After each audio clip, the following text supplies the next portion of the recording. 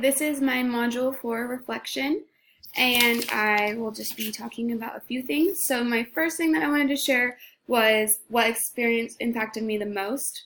So in my summer school placement, I have been teaching my all the math content for the students, and one thing that I was really struggling was asking clear questions and learning how to use PearShare effectively. But after this is already my third week in summer school, I feel a lot more confident when I'm asking questions to the classroom. I've worked with my master teacher in the classroom and with you to develop a better, a way to ask clear questions, and then also learning how to use pair sharing as an informal assessment.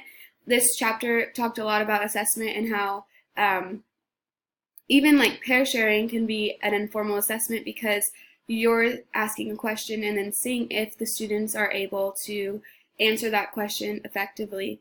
And also, I've learned from my master teacher that even the volume of the classroom, when you're asking a question in pair sharing, can tell you a lot about if the students are actually understanding the material. Because, for example, if the class is really quiet, they're not very confident. But if the class is louder and also has a sentence starter, they're a lot more confident. And I've also learned to write the sentence starter on the board when I'm asking a question, and to state it at least 3 times, especially because there are students with different needs. So if it's stated 3 times and it's also visually on the board, I get a lot better feedback and a lot better answers to my questions.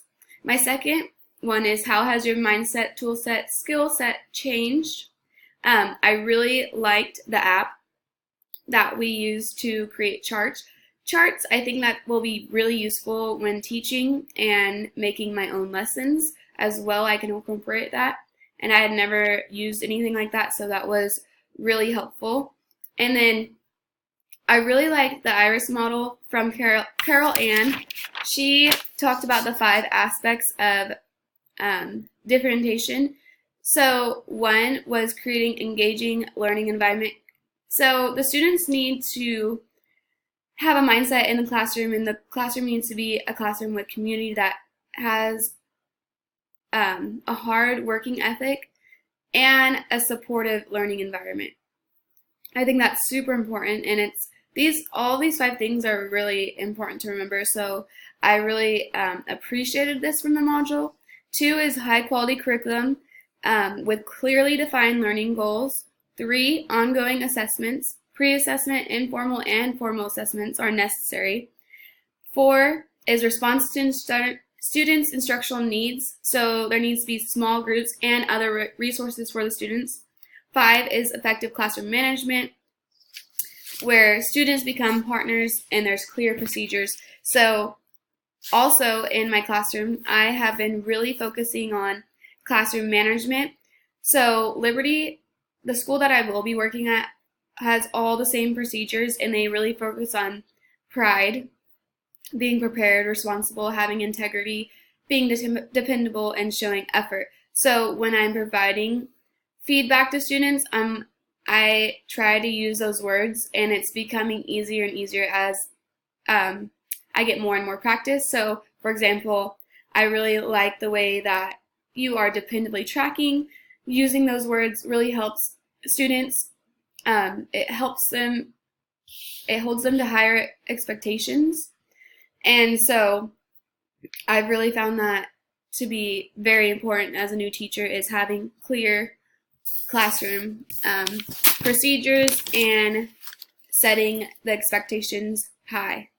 And then, what additional questions have surfaced for you? So with the lesson on differentiated instruction, one of the students that I have in my summer school class is a student with autism, and actually at the same time I work at a swim school, and I have another student with autism, and he's actually a self-harming student. And I realized that I really need to be educated about things like this, and I was just wondering, so my question is, what's the best resources to learn about um,